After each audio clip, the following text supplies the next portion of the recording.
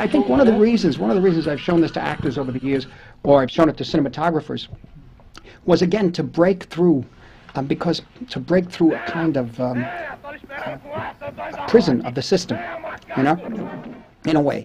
You have so many wonderful young actors who, unfortunately, at times are used by the system. You know, they come out of an independent film, let's say, you know, and then they do wonderful performances. Then they're put in a big Hollywood film, which is about a cartoon character. The film doesn't do too well. The actor doesn't work again, and doesn't work again for maybe 2 or 3 years, or 2 or 3 films, maybe, which is like a year and a half. And I think it becomes like a monster. It's eating its young, you know. And I think one of the things is is not only that, but the actor also has to deal with, on a big screen, in the system and the industry the way it is. And I'm talking about Hollywood. I'm talking about, and even though I'm in New York, my films are still financed by Hollywood. So you have a situation that younger people, very talented, the promise of the actors over the years, like a Brando or a Dean or Montgomery Clift, people like that today, sometimes get self-destruct because they're put in a system that has to pay attention every day to the publicity, to which parties they're going to which screening they're invited to. You could be invited to a screening which is the A list, and you could be on the B list. You find out later you may be on the C list, which means you've lost position in town. Now, this happens all the time. This happens all the time in any industry, particularly in Hollywood. But there's something that's happened with the society now, because of the materialism and the consumerism gone mad and rampant, that happens faster. And something like this, something like Rocha's work, to show to actors who have a core of wanting to do something more than becoming part of a system. It might shock them into having fortitude and strength and overcoming those problems. You could do it. Some have done it over the years. Some have done it. There have been great actors who started in the 60s are still working, you know. But I see now what's happening is that people are used up in 2 days and gone. And I see pictures like this. I say, remember, this is also cinema. This also can happen. This is also film. This is also movies. Because cinema sometimes has a bad connotation in terms of becoming, you know, something that is counterculture. And so our dream at the time in the late 60s, I hadn't made films when I met Glauber Rocha. I hadn't made films at that point when I first met him, when I first saw these films. And our dream at the time, in this, what happened with that whole group in California, when we went to California, was to make new pictures that,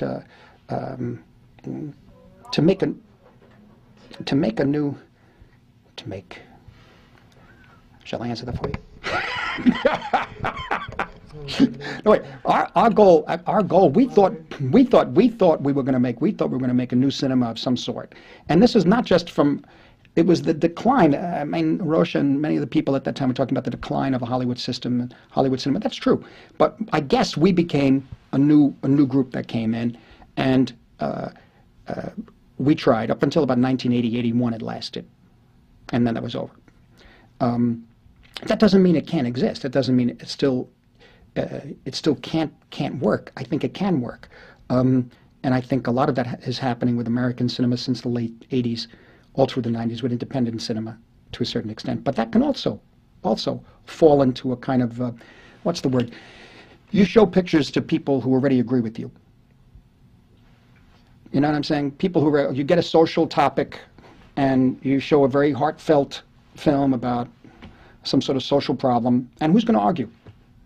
So, it's well made. It is well made. They acted well, but you should go further and use cinema as a language. And now, when these pictures came out, they were talking about 16 millimeter, John Cassavetes shooting, Faces in 16 millimeter being shown on big screens in America and all over the world. The Maisel brothers, Penny Baker, all these films being shown on Saturday nights here, right around the corner here, in major theaters, like regular features from Hollywood, only made with a new approach to cinema.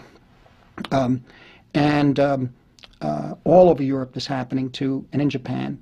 And at that time it looked like there would be a new language of cinema in a way, and people were redefining it.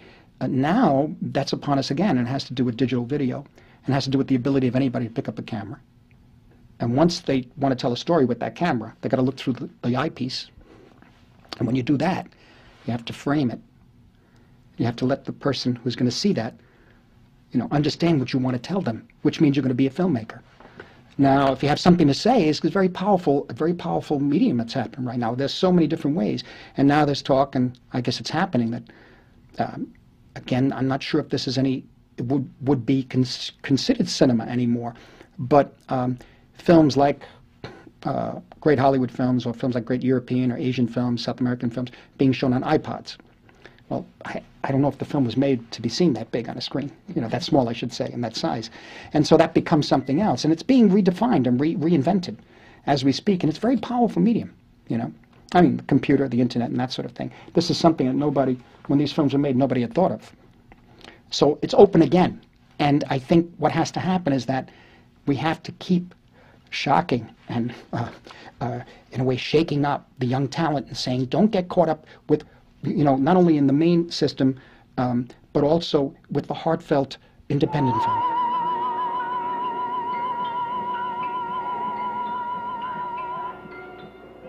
Well, the violence in Antonio das Mortes is stylized. But the problem is that it's not... It reminds me of a ritualistic violence. It reminds me of rituals that are played out where people don't get hurt, but one plays out the violence. So there's a distancing, in a way. Now, yet, I know that I read about Rocha over the years. I know about Bertolt Brecht and all. I never understood that.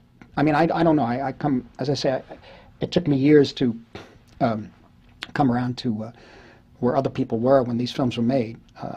And I was never an intellectual that way, and still am not. But the point is that the distancing didn't matter.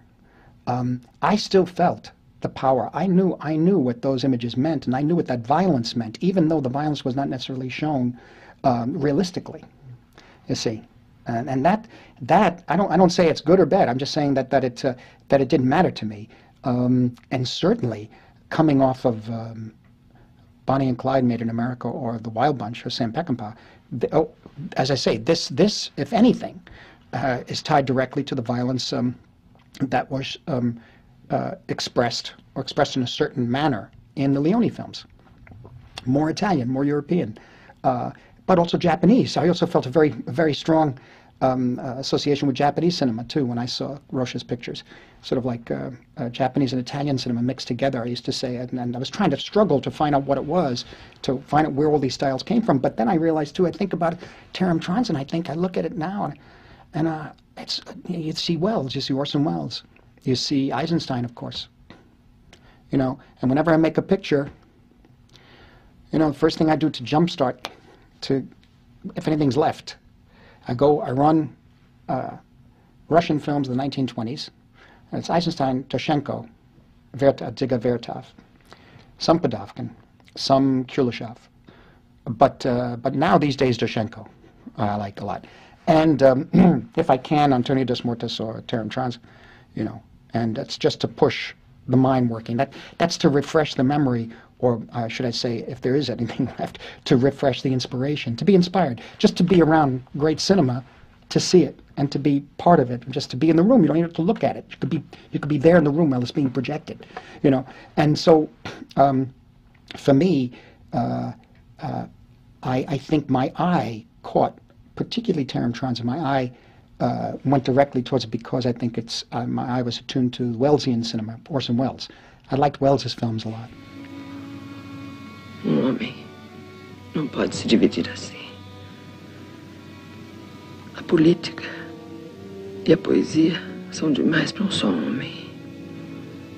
And so I came from a very conservative background, and in the early 60s is when I started to become aware of different ways of thinking, political thinking, and that sort of thing. I was maybe 16 or 18 when this began to happen. And so,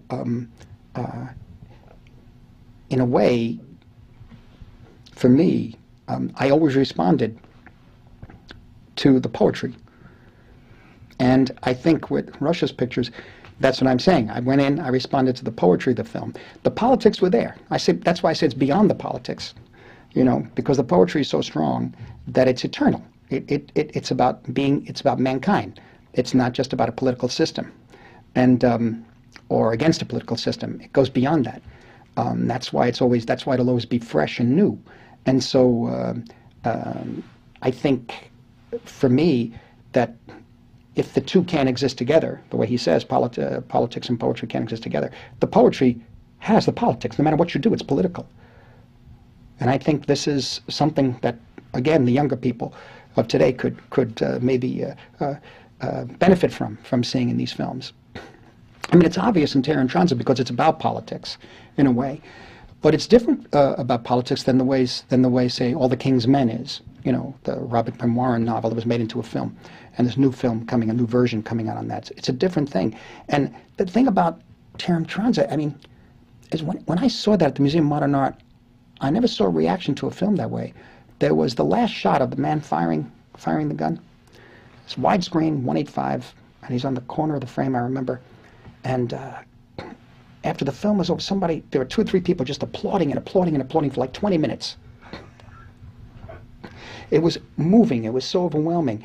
I mean, not that, I don't say this where I say pick up a gun and go and shoot, but it has to do with that image is like the most eloquent image of, in cinema, that expresses that injustice will always be resisted. Always.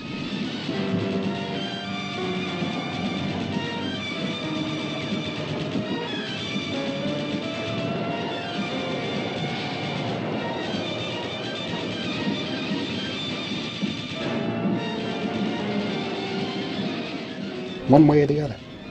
It's just going to happen. Because he stays on the screen, and you hear those gunshots. And this image is incendiary. And I saw the reaction in the audience. It was powerful. And so that's poetry, but you can also say it's politics. But the poetry is first. So maybe he's right.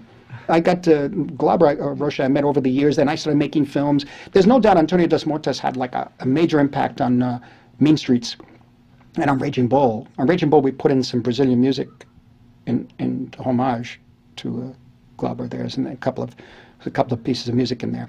But in any event, I think last time I saw him was in Venice, 1980, I think. Yeah. But before that, we had Tom Luddy brought him over to I had a small house in Los Angeles, and we had a dinner as Tom Luddy, myself, and Glauber, and I showed him The Big Shave, his short I had made. And we looked at a John Ford film, The Horse Soldiers. Yeah. The Horse Soldiers. Not a great John Ford film, but it had, he liked Ford, and he liked Westerns, he told me. Era uma espécie assim de cruzar João Ford com Jean Vigo e com Eisenstein. I think it's Antonio. I think. But I go back and forth. There's Land and Anguish and Barravento. But I like very much. Antonio's the one I keep checking back with. I keep showing to people if I think they deserve it. Because sometimes some people are gone. I mean, some people like zombies. And no more feeling or something. I don't know. And I think it's good to show it to people who will, you know, that it might help them in their work. Or even if they reject it, it's something for them to have a reaction to, rather than what's being presented today. But no, I think it's Antonio. I go back and forth with Antonio. The music is always in my head, and I know it very well.